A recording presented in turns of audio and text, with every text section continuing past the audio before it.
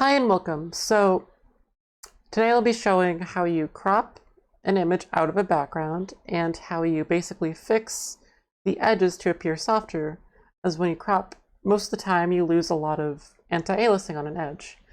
As a brief explanation of what anti-aliasing is, so most of the time when you have a line drawn with a standard brush tool, you have, that's a very wavy line.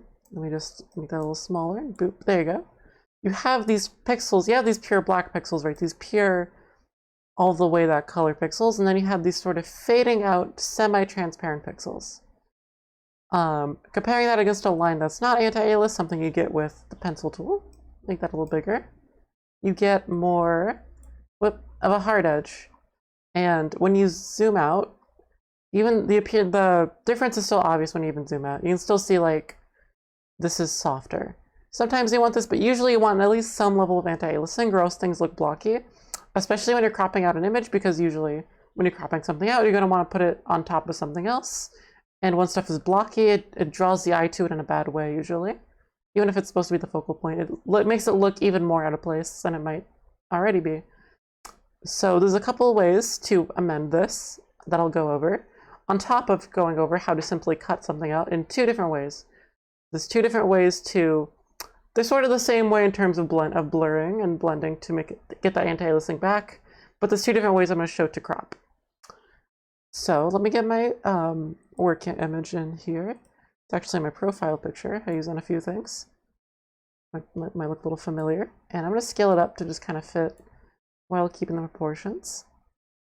And to work with any layer, when you import an image, you're going to need to rasterize the layer as it's currently, I believe, a smart object. Is that what that's called? Let's see. Pretty sure it's called a smart object. Yeah, smart object. So, smart objects are easier to animate. That's their utility. And I think they transform better. However, you can't edit their pixels directly. So, the first way to crop is the magic wand tool. It's a pretty simple tool, but there's a lot of things you can tweak.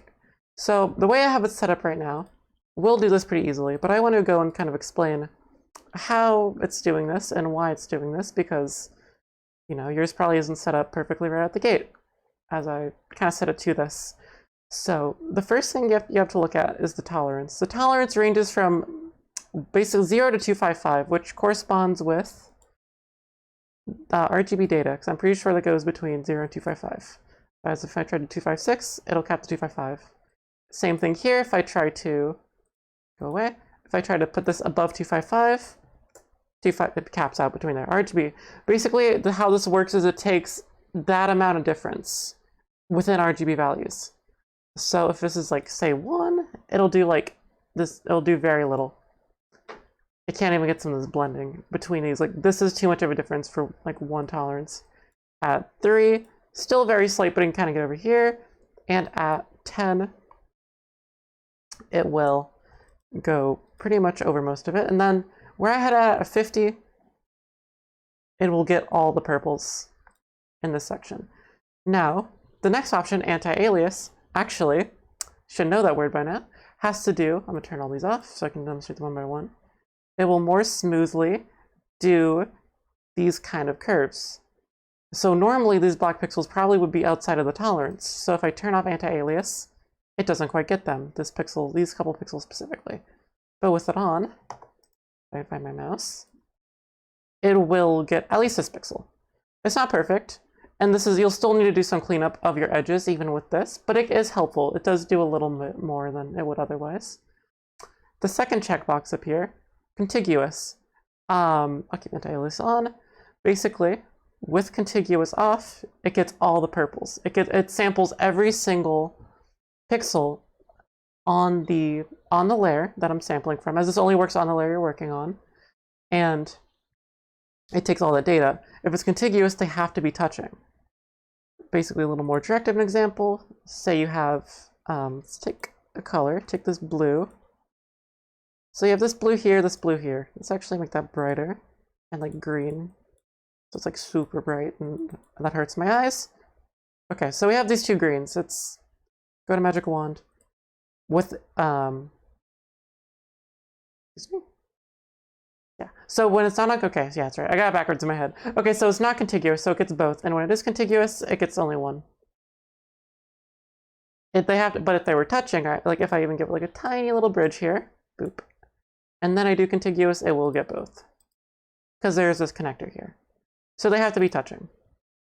And then sample our layers is an interesting one.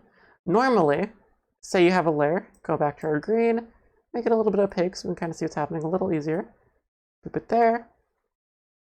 Normally, with the sample all layers off, when you're working on this layer, it completely ignores this layer, no matter what. So we'll sample behind here, it'll sample all of this. All of that is, you know, selected. Whoop, I didn't want to do that. Okay.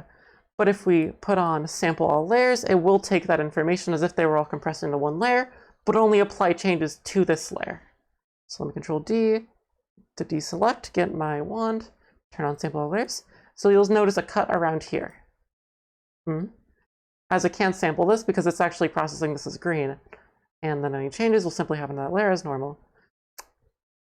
So that's the main sort of settings here. You also have sample settings. I actually don't know about what these do.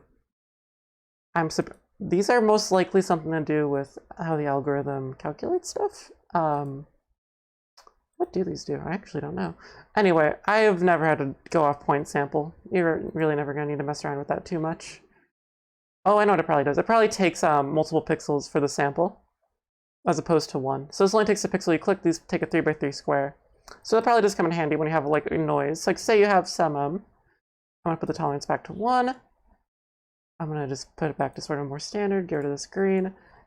So if I'm correct, I would assume this would sample, even if a tolerance of 1, it would sample this whole gradient. More and more. Oh, I'm on the wrong layer. What did that sample? Okay, I have no idea. But there's more settings that I'm going to go over that I'm not sure what these do. But the main ones you're going to need are this one, this, and these three. 99% of the time, you're never going to need to touch these. I've never had to touch these in all my days doing this. Boop. And I've crapped a handful of things. Okay, so that's the magic wand, how it works. And what I found that works for this is a pretty simple image. There's not a whole lot of noise, so it'll go very fast. It's literally 50 tolerance, anti-alias, and contiguous. You don't even really need contiguous, but it helps. Actually, you probably could get away with non-contiguous in this case as... No, okay. It would erase the tape a little. So contiguous works for the yellow. So you just delete, delete, delete. And for things farther away, like these lines, it works best to just kind of manually erase them. It's more useful for getting rid of things directly touching your image that you're trying to kind of crop out. So for this, you know, it's just kind of boop, boop, boop, and then just boop and boop. And then, as you can see, it's cropped out. So that's method 1 to crop it out. The other method is sort of the little bit slower to do, but a little more intuitive at times, is the, let's Control Z, get that background back. Just pressing Control Z, get rid of that layer. It's the Lasso tool. Can I get rid of you? Why are you not letting me? Oh, there we go. It was selected partially, so I didn't want to erase all of it. So under here, also mentioning the magic wand tool is here. If you don't see it, it's likely buried. You have to hold click or right click to pull up this menu and switch it to magic wand. W is the hotkey by default. And then the lasso tool, if I hotkey L, it can be, there's a few tools here. The magic lasso tool is actually useful. I actually forgot it existed. It'll attempt, not very well a lot of the time, to stick to high contrast. Basically like big shifts in color. I don't want you. Delete will get rid of the last node you put with any lasso tool. So if you kind of come in here, it will try its best to stick. However, that causes problems down the line a lot of the time because the way it's anti-aliased is inconsistent. And that makes it a little tricky to smooth down later. So I would recommend the Lasso tool, and if you are going to do this method, say the magic wand tool just isn't working for you, you can't get it to work, or possibly just the background in your image is just exactly the same color as the thing for some reason, or it's just, for whatever reason, you just take this, you just click, every click is a point, and you just outline it. And this will select your whole object. Once again, I feel like I placed that a little too high. You want to generally cut in a little bit You will lose a little bit of information this way. Not a whole lot. This thing has tiny outlines. I actually made these outlines in Photoshop. I made this whole thing myself, this whole, this drawing here. It's not actually a drawing, it's a 3D model that I made and rendered. And then I took into Photoshop and gave it an outline, and now I'm in Photoshop with it again, cropping it out again, even though I cropped it out for the first, this thing has been cropped out twice.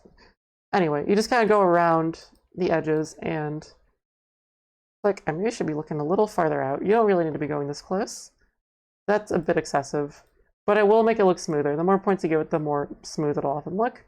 However, because this is actually a pretty low polygon 2D model, there actually is a lot of just straight up edges in this, because it's just the face is the whole thing, so it does make this easy. But if you're doing like something that's very organic, it's going to take a little bit more time because there's a lot of round shapes that are going to take a lot of clicks. I think you can also drag and it'll create points very quickly. No, never mind. I think that was GIMP that you can do that in. Yeah, click there. You want to cut more in than out, and then it's very simple to smooth. There's a couple of ways you can smooth these after, and I will jump into that right after I crop it, because you can actually smooth this without deselecting it after you crop it. It's very easy. Actually, you smooth it and you outline it. There's two ways to smooth it. I guess I'll preface that while I'm just finishing up this. This takes a while first, I should say too. It's kind of evident. It takes a bit to do this. It's not the most efficient way, for sure. The Magic Wand tool is way quicker once you kind of get used to it and its goofiness. The two ways I smooth it, one way, you can sort of blur the edges, and there's a way to do that without manually going around and blurring it. That's quicker. And two, you can also give it an outline and blur it. The blurring is very similar in each, but the outline is very useful to have. And the blurring just takes like 20 seconds. It's very quick. So we have our selection, but if we delete, it deletes the exact opposite of what we want. We do have a stencil now, but not exactly what we want. I did not mean to do that. And now, so you come up to select up here and inverse. This will flip the selection. So now hit delete, gone, magic. Doesn't even matter what colors, you don't have to like try to filter those out, just gone. So now we have this very similar result to the other one. You do see some of these yellow pixels, and to compensate for this, what I'm going to do, I did not mean to hit that. I think I made it into a path. Okay, select pixels. So selecting pixels, this is also something very useful for making the smoothing done, like getting that done really easily. You right-click on the image, not the word. This will give you a different menu, but on the image of the layer, specifically, and you hit up here, under the second little area, select pixels. This will select every single pixel on that layer. And because it's just all that's all there is on the layer, it's just this. And now it's gone, kind of, minus like some anti-aliasing that is still kind of present. If you click erase multiple times, it will all go away. There is a low-level anti-aliasing, but it's not as much as I'd want. And also, there's a little bit of yellow in there still, and we might not be putting this on a background that has yellow, so we want to get rid of that. So select pixels, select modify, underselect modify, contract. And there's not the whole lot. It only goes in like 1 pixel, so we're going to contract it by 1. This will move the selection in uniformly by 1 pixel, which sounds slight, but it does a decent amount. Now, if we were to erase, my erase tool is very large. I'll do the inversion again. That's always important. Do not forget to inverse. Boop. Now that yellow's gone, it still looks blocky though. So what we can do, before we erase, after we do our contract and our inversion, come back to modify one more time and hit feather. This will soften and give some anti-aliasing to the selection. It's invisible at lower levels, but it is there. So very little changed, but now when we erase, it's smoothed. And it looks a little softer. It's a lot smoother. And the yellow is also pretty much gone. I can't see it anywhere. And that makes it so much smoother. And you can it's also customizable. So come back to before erased. You can change not only your opacity, but you can also click twice, 3 times, 4 times. It keeps making it slowly smoother. And beyond that, you can also change your eraser opacity. So let's say we wanted this very slightly. Now it's very slight. You can change it very easily incrementally. It's very easy to just get exactly what you want if you want to be specific. So that's one way to do it, and this is a way to do it without giving it any outlines. And this thing originally did have a slight outline, which made it easier to crop because now I'm not cutting into it too much. I'm just cutting out that outline. That's pretty much all that was lost. There is a teensy bit of yellow here. This could be fixed by either contracting 2 pixels instead of 1, contracting more. Of course, how much you're going to contract and feather is going to depend on how big your image is. If you're cropping a huge image that's like 10,000 pixels, you're going to need to contract like 20 pixels. You're going to need to contract a lot more because those outlines are going to be thicker, and the anti-aliasing is probably going to be thicker. They're not necessarily a lot thicker, but there is variation in that.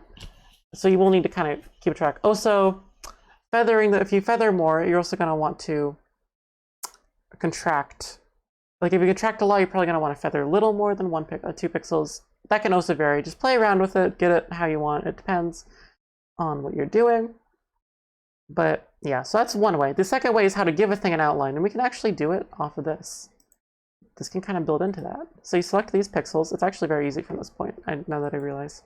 So you select the pixels, and this selection is already somewhat feathered because this thing is already feathered. So modify, expand by 2.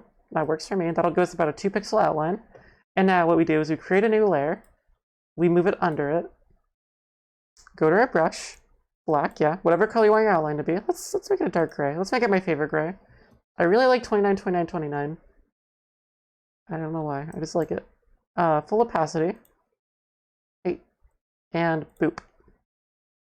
Okay, that's a little lighter than I thought it would be. But we can come back here and do a similar thing, where we can layer it on top of each other by clicking multiple times. And there you go. That's an outline. It's a somewhat smoothed outline.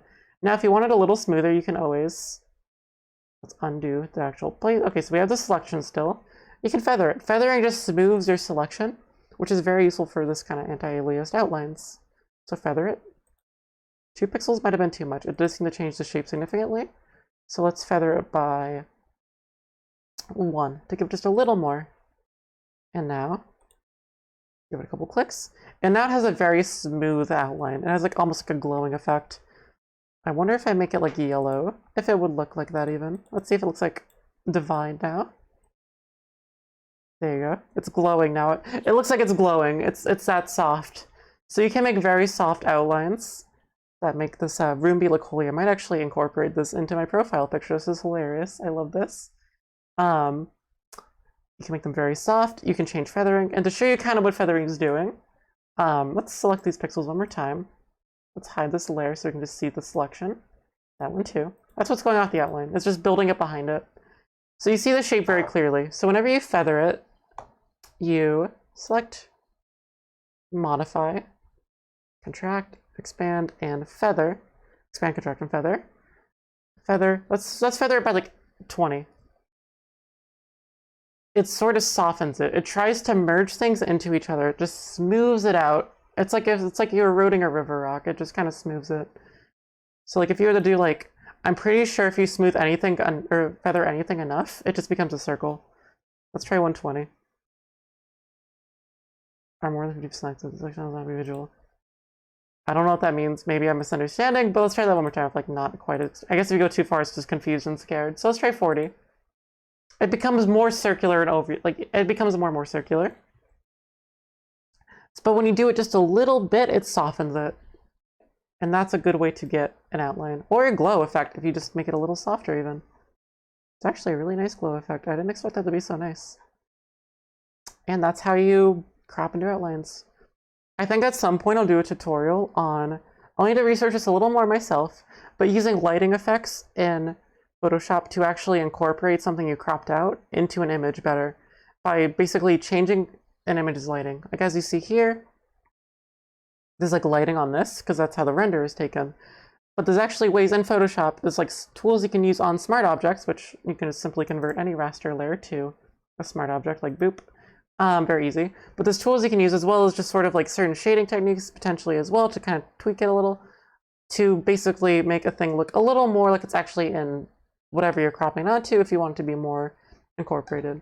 But that would be a later tutorial. This was just kind of a cursory look that went, my God, this was nearly 20 minutes. I did not think this would take that long. But basically that's how you crop. A couple ways 2 ways to crop. 1 to 2 ways, depending on how generous you want to be, to smooth a thing so it's anti-aliased and looks not blocky. It's a lot smoother, easier in the eye than simply if you just take the image and bonk it in. Where's my file explorer? It's closed. Oh well. Let me open that. It opened over here. Pull up the image. If you just pull the image in, I'm just gonna like speed crop this. I'm not even gonna worry about, I'm just gonna hide these. If you just like speed crop it, just kind of boop, boop, boop. Convert to raster. Can't click on the image, that's more for selecting pixels.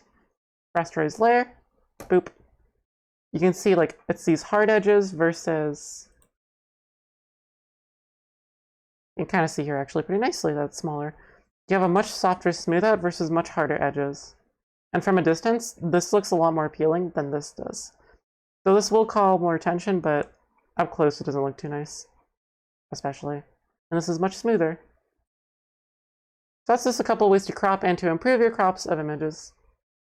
Thanks for watching. And tell me if you want more weird tutorials about like cropping, what you want. If you do want a tutorial, what you want me to do. I'm pretty proficient in Photoshop, and I have a pretty good foundation to like figure something out if it's something I don't know, so just any suggestions are welcome.